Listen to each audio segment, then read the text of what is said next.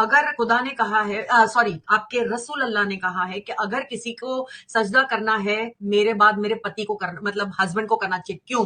Husband कौन सा बड़ा इतना बड़ा तोप है कि उसको तुम मैडम जाके ये सजदा करो? मैडम ये क्या नाम है आपको, वो सनातन धर्म में तो इससे खतरनाक बातें लिखी हुई है, आपको नहीं पता?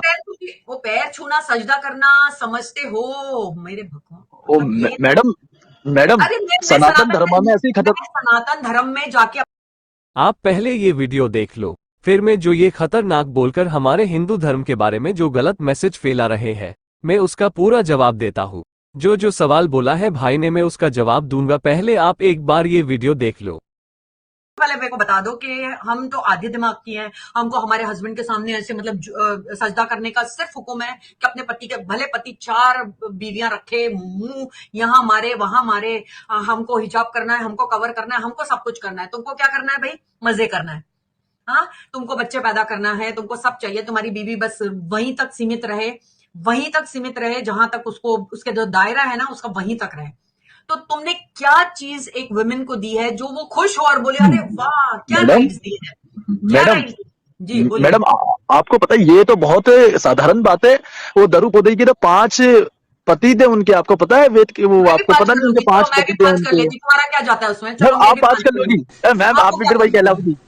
हाँ तो आप कहलो 5 कैसे कर जी, लोगी? लेकिन आपको वो तो क्या प्रॉब्लम है? लेकिन वो तो पहले आपको के क्या जमाने प्रॉब्लम है? का था ना, वो तो एक तो, टाइम का हुआ था, अभी तो तो नहीं भैया करते कोई। वैदिक, देखिए देखिए नहीं, अगर है वेद, भी तो देखिए वो ठीक था, तुम्हारी तरह हिंदुइज्म तो इज अ ठीक था। Scientific religion. ये नहीं एक नहीं, साइंटिफिक धर्म है। कौन सा? हमारे सनातनी भाइयों के मुताबिक हिंदुइज्म कौन एक साइंटिफिक है।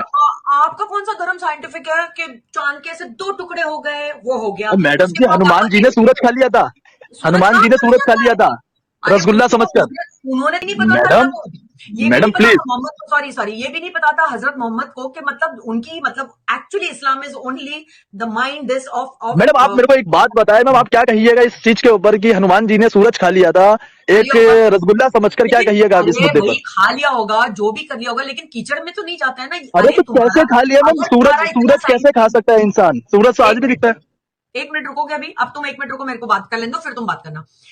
सूरज खा लिया, चंदा खा लिया, जो भी खा तो लिया। प्लीज मैडम, प्लीज अरे मैडम, अभी भी हनुमान जी ने सूरज खा लिया और उन्हें एक ब्रिज बनाना पड़ा श्रीलंका तक जाने के लिए, और वही बंदे ने सूरज खा लिया। बताए मैम आपकी किताबों के मुताबिक। अरे पागल आदमी, ये अवतार मैम होते किताबों हैं, में लिखा है पागल आपके। आदमी ने खुदा ने। हाँ, और जैसे भी अगर सूरज सूरज उन्होंने खाया था, उन्होंने खाया था, उन्होंने हमें तो नहीं बोला ना कि हम ही सूरज खाएं। लेकिन यहाँ पे तो वो हमको कमांडमेंट दे रहा है नहीं कि तुम ऐसे साइंटिफिक करो, भी, तुम ऐसे करो, तुम ऐसे साइंटिफिक ऐसे धर्म करो। भी नहीं चला हाँ, होगा। अरे उसके मुंह लिए उनका चला मुंह संडे के नहीं लिए, चला होगा। होगा, हाँ, ये उसके लिए देखो संडे को हाँ, बात करेंगे। है उनका मुंह नहीं चला हाँ, होगा। उसके लिए अरे उसके लिए मुंह उनका संडे मुंह के नहीं लिए, चला होगा। हाँ, ये उसके लिए देखो संडे को बात करेंगे, संडे को। अरे भैया संडे को क्या बात करेंगे? हर चीज संडे को तो है भैया, छुट्टी वाला दिन में बात करेंगे आप।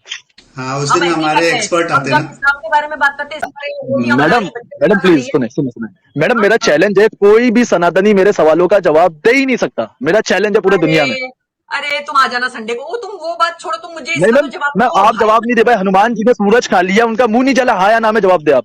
उनका मुंह नहीं जला, उन्होंने सूरज खाया, तो हाँ या ना में जवाब दे प्लीज आप। नहीं नहीं, क्या अगर नहीं नहीं चलाओ। जवाब मैं दे देता हूँ भाई को। वैसे जवाब देने से पहले आजकल कोई भी डिबेट करने बैठ जाता है बिना कुछ नॉलेज के। अगर कोई बार बार चैलेंज कर रहा है या पूछ रहा है और तुम बता नहीं पा रहे तो मैडम आपकी ही गलती है, आपको डिबेट नहीं करना चाहिए। आजकल फैम और पैसों के लिए कोई भी वीडियो बनाने बैठ जाता है। शर्म करो, एक वीडियो बनाने के लिए पूरे हिंदू समाज की बेइज्जती करवा देते हो आप लोग। मैं आपको शॉर्ट में जवाब दे रहा हूँ, पर अगर आपको सही में ये सब जानना है भाई तो किसी धर्म गुरु से ये सवाल करो, ना कि जो फैम और पैसों के लिए बैठी है उनसे। इनको बस व्यूज से मतलब है, जवाब देने से नहीं। तो भाई मेरे जवाब देने से पहले मुझे ये बताओ, आपने कहाँ पढ़ा पंचोली की 5 पति थे? आपने जहां ये पढ़ा पंचोली के 5 पति थे, वही इस बात का जवाब भी दिया हुआ था कि पंचोली के 5 पति क्यों थे।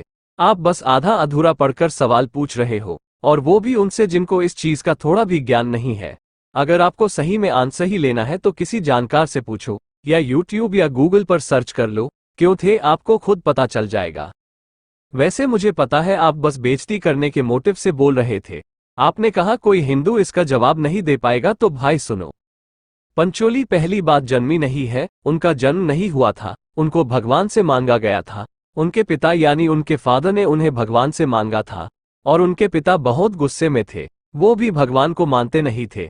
उन्हें ऐसा लगता था कि भगवान बस बोलता है कि मैं कुछ भी कर सकता हूँ, पर सच में भगवान कुछ नहीं है।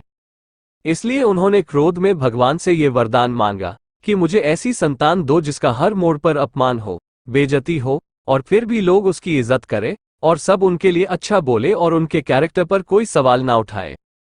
अब भाई कोई भगवान को चैलेंज करेगा सोचकर कि ये तो भगवान कर ही नहीं पाएंगे, तो ये उनकी भूल होती है। भगवान के लिए कुछ भी नामुमकिन नहीं है। और इसी चैलेंज के बाद श्री कृष्ण ने उनके पिता को वरदान में एक बेटी दी थी। अब इस वरदान को प्रूव भी भगवान ने करा। कैसे भाई, आगे सुनो। अब उनके पिता ने उनका स्वयंवर करवाया था, जहां उनकी शादी किसी एक से होनी थी, पर भगवान की लीला देखो, उसके पिता ने जो मांगा था उन्हें वही मिला। स्वयंवर में बस अर्जुन जीता था और वो अपनी माँ के पास गया था जहां उनकी माँ पूजा कर रही थी। और अर्जुन ने कहा, माँ देखो मैं क्या लेकर आया हूँ। तो उनकी माँ ने बोला कि अर्जुन मेरे पुत्र, तुम जो भी लाए हो वो अपने भाई में बराबर बराबर बांट लो। अब पांडव का भी वचन होता था कि जो उनकी माँ बोलेगी वो उनके लिए धर्म होगा। पांडव के लिए उनकी माँ की बात उनकी एक इच्छा मानी जाती थी, और उनकी इच्छा को पूरा करना ही पांडव का धर्म और कर्तव्य होता है। तो उनकी माँ की ये इच्छा पूरी करने के लिए ही वहां से उनका नाम पंचोली पड़ा, और उनका विवाह पांचों भाइयों से हुआ। अब इससे उनके पिता को दिया वरदान भी पूरा हो रहा था, इसलिए 5 पति थे द्रौपदी पंचोली के। पर भगवान ने ये लीला, ये कार्य बस पंचोली के पिता को सबक सिखाने के लिए ही बस नहीं दिया था। अब याद करो पंचोली के पिता ने क्या मांगा था। अब भगवान का वरदान होता है। ये भगवान की लीला थी कि पांडव की मां पूजा में व्यस्त हो गई थी। ये सब भगवान ने पहले ही होना लिख दिया था। हर मोड़ पर उनके बेटी के साथ इज्जत कम करने वाले काम होना था, जैसा कि मांगा था, और वही हुआ। और पांडव भी अपने मां का इच्छा पूरा करने वाले वचन से बंधे थे। सारा चीज भगवान के एक बोल से, सब एक लाइन में होना बन गया। क्या होना है और क्या होगा, सब सेटअप तैयार हो गया। हमारे हिंदू धर्म में बोला जाता है, इस दुनिया में जन्म लेने से पहले ही जन्म लेने वाले के साथ क्या होगा लिखा रहता है, और उसके इस दुनिया में आने का क्या कारण है वो सब पहले से ही लिखा रहता है। इसलिए हिंदू धर्म में बोला जाता है, जब आप पैदा होते हो तो आपके लिए सब लिखा हुआ होता है। जो एक वरदान से स्टार्ट हुआ वो कहाँ जाकर खत्म हुआ, सोचो। अब याद करो भाई, पंचोली के पिता ने मांगा था और भगवान को बुरा भला कहा था कि तुझ में कोई ताकत नहीं है, तू ये नहीं कर सकता। तो ये सब भगवान ने कर दिया, और ऐसा करा कि सारा कार्य लोक कल्याण यानी लोगों के भलाई में हुआ। तो जैसा कहा था, हर मोड़ पर अपमान होगा, पर फिर भी इज्जत कम नहीं होगी, और आज भी वही हो रहा है। जैसे आज तुमने करा पंचोली का अपमान, पर देखो आज भी उनकी इज्जत बिल्कुल कम नहीं हुई है। आप कितना भी ट्राई कर लो, दुनिया के अंत तक ऐसा ही चलता रहेगा। आप दोबारा ट्राई करो पंचोली बोलने का, पर आपके मन में बेइज्जत करने वाली भावना आएगी ही नहीं। अब मानते हो ना हिंदू भगवान को, आज भी लाखों करोड़ों साल बाद भी पांचाली का नाम लोग इज्जत से लेते हैं। और इसमें एक लीला और है भगवान का। पंचोली ने भगवान से अपने होने वाले पति में बहुत गुण मांगे थे, तो भगवान ने वो सारे चीज एक साथ पूरी कर दी उन्हें पंचोली बनाकर। पंचोली की इच्छा, उसके पिता का चैलेंज और पांडव का अपने मां की इच्छा पूरी करने का कार्य भगवान ने सब एक साथ पूरा कर दिया। पांडव ने अपनी मां की बात मरते दम तक मानी, इसलिए ही पांडव को महान बोला जाता है। आजकल तो लोग अपने मां को गाली दे देते हैं, घर से निकाल देते हैं, पर हमारे संस्कार पांडव जैसे थे, हमारा धर्म भी ऐसा था। और पंचोली के साथ अपमान होने वाले वरदान के चक्कर में ही महाभारत का होना संभव हो पाया, जिससे उस टाइम उस काल में अन्याय खत्म हो पाया और बुरे लोगों को मारकर दोबारा धर्म की स्थापना हुई। सब एक लाइन से चीजें होना लिखा हुआ था। तो भाई अब आपको पंचोली का जवाब मिल गया। भगवान के लिए कुछ भी नामुमकिन नहीं है, इस बात से पता चलता है। अब ये पंचोली वाला जवाब आपको मिल गया। ओके भाई, अब दोबारा मत बोलना। अब हनुमान जी का जवाब दे देता हूँ। अब आप बोल रहे हो हनुमान जी ने सूरज को कैसे खा लिया था। तो भाई जब आपका अल्लाह 5 दिन में सूरज बना सकता है आपके अनुसार से, तो आप मुझे पहले ये बताओ, जब अल्लाह सूरज बना रहा था तो उनके हाथ जले थे क्या? नहीं जले थे ना। तो जब हम हनुमान जी की बात कर रहे हैं तो हम भगवान की बात कर रहे हैं। जब आपके धर्म में आपके एक भगवान अल्लाह का हाथ नहीं जल सकता, तो दूसरे धर्म के भगवान का मुंह जल जाएगा। आपने ये कैसे सोच लिया? भाई जब भगवान की बात हो रही है तो वो इतना कमजोर होगा क्या जो सूरज से जल जाएगा या आग से जल जाएगा? हद है यार, मूर्ख वाली बात पूछ रहे हो आप भी। जब आप हनुमान जी के लिए पूछ रहे हो तो पहले पता तो करो हनुमान जी कौन है। जो काल का भी काल है, महाकाल यानी जो मौत का भी मौत है, वो उनका अवतार है। हनुमान जी के जन्म से ही उनमें बहुत पावर था, और वो कोई रसगुल्ला नहीं आम समझ के सूरज को खाने गए थे। हनुमान जी में अपने शरीर को बड़ा करने का शक्ति था। वो इतने बड़े हुए कि उनके मुंह में पूरा सूरज समा गया। तो भाई अब सोचो, जो भगवान सूरज को भूख लगने पर निगल सकता है, उनके लिए क्या करना नामुमकिन होगा। और आप सोचो, अगर ये आपके साथ होगे तो आपको किसी चीज से डर लगेगा या नहीं।